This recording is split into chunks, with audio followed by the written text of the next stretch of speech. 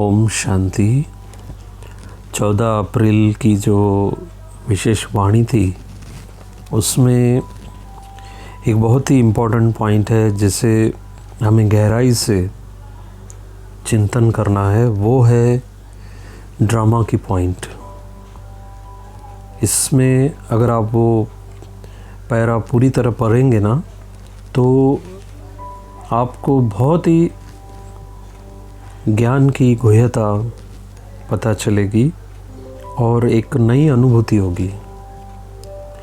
इसमें बाबा ने कहा कि यह ड्रामा हर एक जीव प्राणी से उनका पार्ट पूर्ण रीति से बजवाता है। अभी आप सोचिए, सभी आत्माओं को अपना अपना पार्ट मिला हुआ है।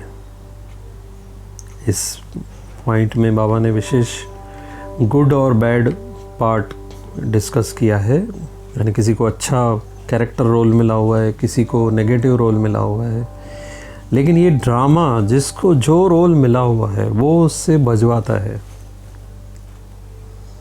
आइए इसको पढ़ते हैं।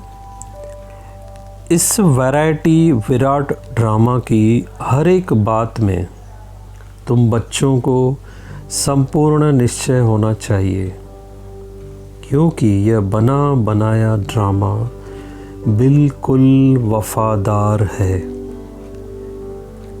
कि इसको अंडरलाइन करेंगे, ड्रामा वफादार है।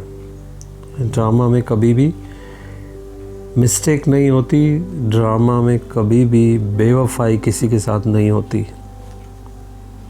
ये ड्रामा बिल्कुल वफादार है और इसमें हमें संपूर्ण निश्चय होना चाहिए। देखो, यह ड्रामा हर एक जीव प्राणी से उनका पार्ट पूर्ण रीति से बजवाता है। ठीक है, अब इसको अगर हम चिंतन करेंगे, जैसे वो हद की फिल्म अगर हम देखें तो उसमें एक्टर्स का पार्ट निश्चित होता है, पूरी स्टोरी लिखी रहती है। अब उसमें किसी को हीरो का पार्ट मिलता है, किसी को विलेन का मिलता है, यानी किसी को नेगेटिव रोल मिलता है। अगर एक अच्छा हीरो, नाम वाला सुपरस्टार, उसको अगर कोई नेगेटिव रोल मिले ड्रामा में या मूवी में, तो वो नेगेटिव रोल वो वफादारी से निभाएगा, बिल्कुल एक्यूरेट, तभी उसको एक अच्छा एक्टर कहा जाएगा। ड्रामा में जो जिसको पार्ट मिलता है वो अच्छी तरह से बजाता है। हद के ड्रामा की बात चल रही है, बरोबर। जो अच्छा एक्टर होगा वो बहुत ईमानदारी से, वफादारी से उस रोल में अपने को उस रोल में फिट करके बजाएगा। ऐसे ही अगर हम इस बेहद के ड्रामा में आए तो बाबा कहता है ये भी ड्रामा है, ये भी एक बहुत बड़ी मूवी चल रही है। सभी एक्टर्स को अपना अपना रोल मिला हुआ है। अब उसमें किसी को पॉजिटिव रोल मिला हुआ है, किसी को नेगेटिव रोल मिला हुआ है। रोल है, हाँ, आप समझिए इस बात को। सभी आत्माएं शिव बाबा के बच्चे हैं। आत्माएं हैं ओरिजिनल शांत स्वरूप, प्रेम स्वरूप, आनंद स्वरूप, पवित्र स्वरूप आत्माएं हैं। लेकिन इस ड्रामा में जब वो कलयुग के अंत में पहुंचती है, अब उनका रोल क्या है जो वो बजा रहे हैं, जो उनको रोल मिला हुआ है वो ही रोल वो बजा रहे हैं। ठीक है, तो पहली बात तो वो एक एक्टर है, आत्मा। उसके रोल को देखकर मुझे प्रश्न नहीं उठना चाहिए, मेरी वृत्ति चेंज नहीं होनी चाहिए उसको देखकर। मेरी शुभ भावनाएं, मेरा व्यवहार,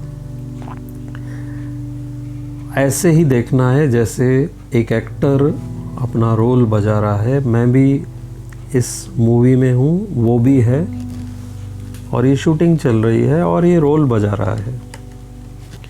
वो अपना रोल बरोबर बजा रहा है। उसके रोल को देखकर मुझे नफ़रत नहीं करनी है। हाँ, ये है मुख्य बात, मुझे अपने रोल को ठीक तरह से बजाना है, जो मुझे मिला हुआ है, जो भगवान का बच्चा बनकर मुझे जो रोल बजाना है उसको भी मुझे एक्यूरेट बजाना है। सभी आत्माएं ड्रामा के बंधन में बंधी हुई है, ठीक है। इसीलिए किसी को देखकर भी मुझे प्रश्न नहीं उठना चाहिए, लेकिन इस ड्रामा में मुझे संपूर्ण निश्चय होना चाहिए, ठीक है।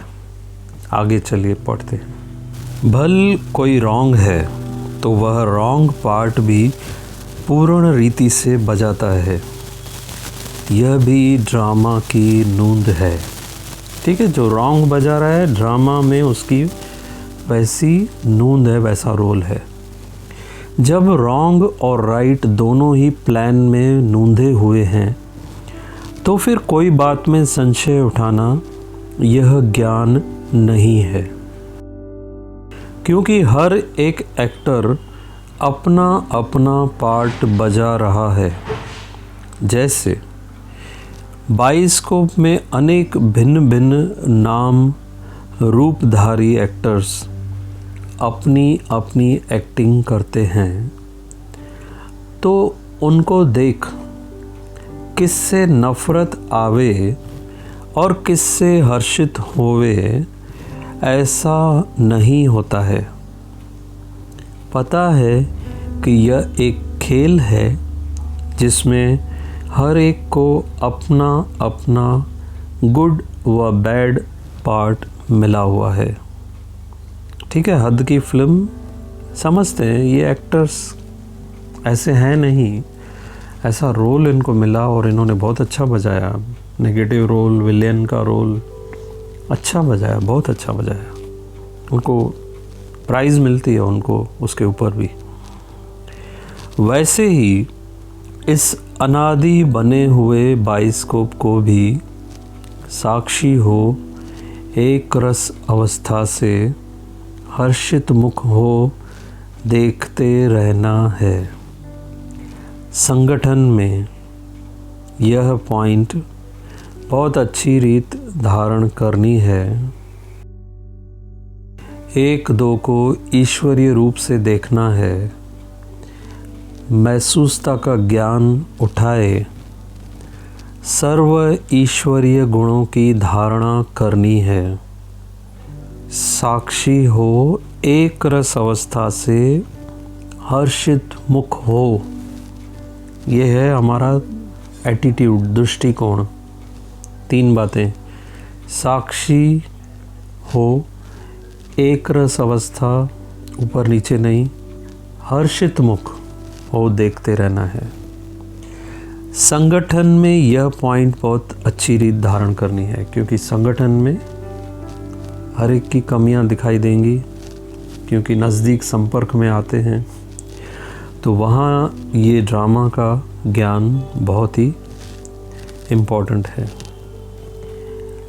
एक दो को ईश्वरीय रूप से देखना है।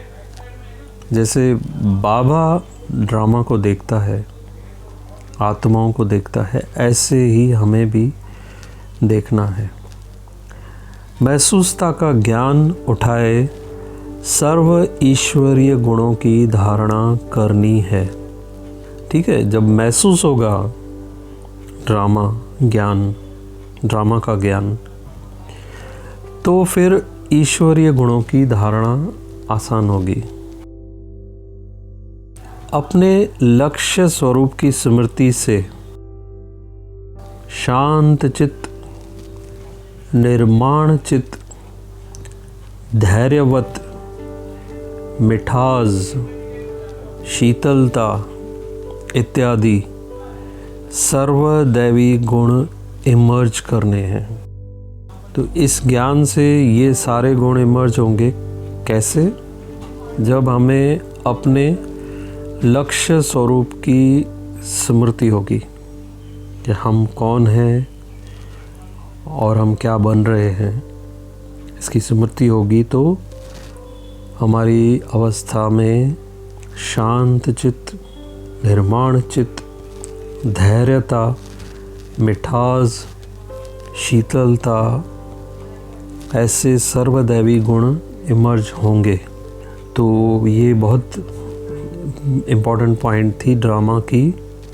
इस ड्रामा को अगर हमने समझा तो हम इन गुणों से भरपूर होंगे और हमारी जो अवस्था है, हमारा जो व्यवहार है सर्व आत्माओं के साथ, वो भी जो बाबा ने 3 पॉइंट कही कि साक्षी और एकरस अवस्था और हर्षित मुख, ऐसी हमारी स्थिति में सबसे व्यवहार होगा।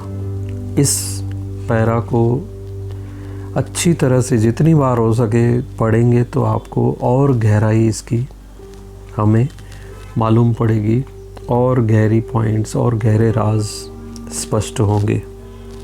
आगे ड्रामा के बारे में आगे बाबा ने और एक पॉइंट कही है, जैसे नाटक में एक्टर को अपना मिला हुआ पार्ट पूर्ण बजाने अर्थ आगे से ही रिहर्सल करनी पड़ती है, यानी पहले से ही, वैसे तुम प्रिय फूलों को भी आने वाली भारी परीक्षाओं से योग बल द्वारा पास होने के लिए आगे से ही रिहर्सल अवश्य करनी है।